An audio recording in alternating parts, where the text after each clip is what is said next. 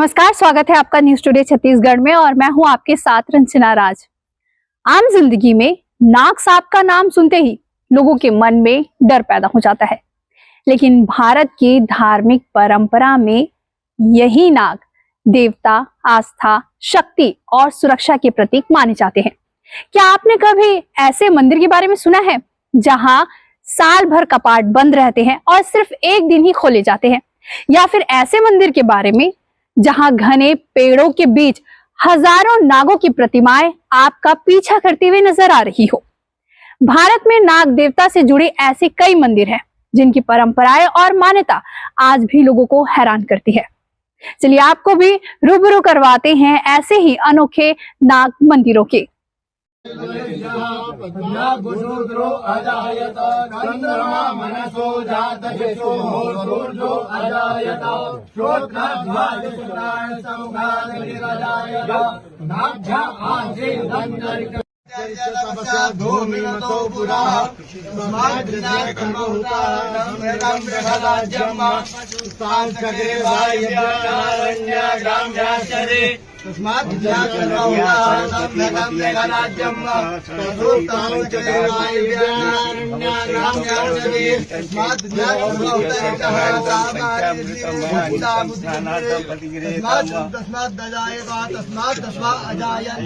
भारत में नाग पूजा की परंपरा सदियों पुरानी है, लेकिन क्या आपने कभी ऐसे मंदिर के बारे में सुना है जहां भगवान के दर्शन के लिए श्रद्धालुओं को पूरे साल इंतजार करना पड़ता है?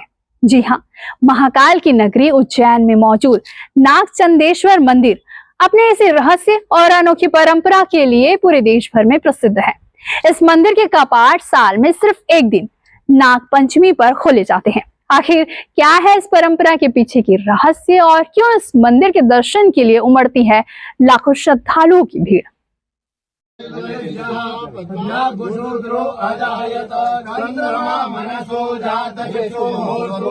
देवों के देव महादेव की नगरी उज्जैन में एक ऐसा मंदिर है जिसके कपाट साल में सिर्फ एक दिन खुलते हैं। यह मंदिर है महाकालेश्वर मंदिर की तीसरी मंजिल पर स्थित नागचंदेश्वर मंदिर। नाग पंचमी के दिन ही यहाँ श्रद्धालुओं को नागराज के दर्शन का मौका मिलता है। मान्यता है कि नागराज तक्षक ने भगवान शिव को प्रसन्न करने के लिए कठोर तपस्या की थी। उनकी तपस्या से प्रसन्न होकर भगवान शिव ने उन्हें अमरतव्य का वरदान दिया और अपने सानिध्य में रहने का आशीर्वाद भी दिया। कहा जाता है कि नागराज तक्षक ने भगवान शिव से एकांत में रहने की इच्छा प्रकट की थी। इसी मान्यता के आधार पर नागचंदेश्वर मंदिर के कपाट साल भर बंद रखे जाते हैं और सिर्फ नाग पंचमी के दिन ही श्रद्धालुओं के लिए खोला जाता है। मंदिर में भगवान शिव के साथ नागराज से जुड़ा विशेष स्वरूप विराजमान है। नाग पंचमी के दिन मंदिर के कपाट खुलते ही यहाँ श्रद्धालुओं की लंबी कतार लग जाती है और देश के अलग अलग हिस्सों से लोग नागचंदेश्वर के दर्शन करने के लिए उज्जैन पहुंचते हैं। वहीं यह भी धार्मिक मान्यता है कि नागचंदेश्वर के दर्शन करने से ही काल सर्प दोष से मुक्ति मिलती है। हालांकि यह धार्मिक आस्था और मान्यता है जिसका कोई वैज्ञानिक प्रमाण नहीं है।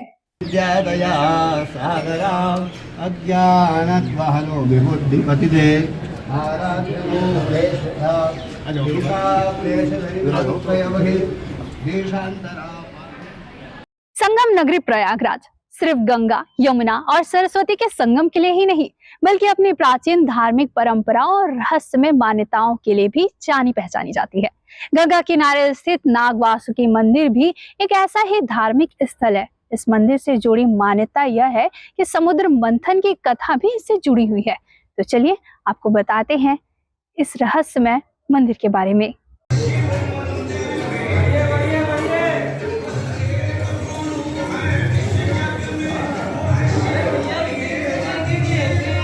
प्रयागराज, जिसे तीर्थराज के नाम से भी जाना जाता है, केवल गंगा, यमुना और अदृश्य सरस्वती के संगम के लिए ही प्रसिद्ध नहीं है, बल्कि यहाँ कई ऐसे प्राचीन और रहस्यमय मंदिर भी है जिसका संबंध पौराणिक कथाओं से जुड़ा हुआ है। ऐसा ही एक अनोखा और ऐतिहासिक मंदिर है नाग वासुकी मंदिर, जो दारागंज में गंगा नदी के तट पर स्थित है। यह मंदिर भगवान शिव के परम भक्त और नागों के राजा वासुकी को समर्पित है और इसका संबंध समुद्र मंथन के उस महान पौराणिक घटना से जुड़ा हुआ है जिसने सृष्टि के लिए अमृत और हलाहल दोनों को जन्म दिया। नाग वासुकी मंदिर की प्राचीनता का अंदाजा इसी बात से लगाया जा सकता है कि इसका उल्लेख कई प्राचीन ग्रंथों में भी किया गया है। पौराणिक कथाओं के अनुसार समुद्र मंथन के लिए मंदराचल पर्वत को मंथनी बनाया गया और नागराज वासुकी को रस्सी के रूप में इस्तेमाल किया गया। विशाल वासुकी नाग के शरीर को मंदराचल पर्वत के चारों ओर लपेटा गया, जिसके बाद देवता और असुर दोनों ओर से उन्हें खींचने लगे।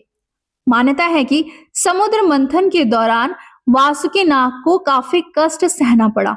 मंथन के दौरान उनके शरीर से भयंकर विष निकलने लगा, जिससे पूरी सृष्टि संकट में पड़ गई। इसके बाद भगवान शिव ने लोक कल्याण के लिए उस विष को अपने कंठ में धारण कर लिया, जिसके बाद से वो नीलकंठ कहलाने लगे। धार्मिक मान्यता यह भी है कि समुद्र मंथन में अपनी अहम भूमिका निभाने के बाद नागराज वासुकी ने विश्राम के लिए धरती पर कई स्थानों को अपना निवास बनाया। प्रयागराज को भी उन्हीं पवित्र स्थलों में से एक माना जाता है जहां वासुकी नाग ने विश्राम किया। इसी मान्यता के आधार पर गंगा किनारे स्थित नाग वासुकी मंदिर को नागराज वासुकी की विश्राम स्थली से जोड़कर देखा जाता है। नाग पंचमी के मौके पर यहाँ विशेष पूजा अर्चना की जाती है और बड़ी संख्या में श्रद्धालु नागराज वासुकी के दर्शन के लिए पहुँचते हैं। भगवान वासुकी नाग का मुख्य स्थान है। भगवान वासुकी नाग का ये पर्व जो है वार्षिक उत्सव के रूप में मनाया जाता है और ये जो है काफी समय से मतलब चला आ रहा है ये पर्व। अभी आपने जाना संगम नगरी में नाग वासुकी मंदिर की मान्यता। हमारे देश में नाग देवता की पूजा से जुड़े कई प्राचीन मंदिर हैं, लेकिन केरल का मन्नार साला मंदिर अपनी अनोखी बनावट और धार्मिक परंपराओं के कारण सबसे अलग नजर आता है। घने जंगल, हरियाली के बीच बने इस मंदिर में जहां भी नजर जाती है वहां नाग देवता की प्रतिमाएं ही दिखाई देती है। मंदिर की एक और खास बात है, यहाँ महिला पुजारन की ही परंपरा है।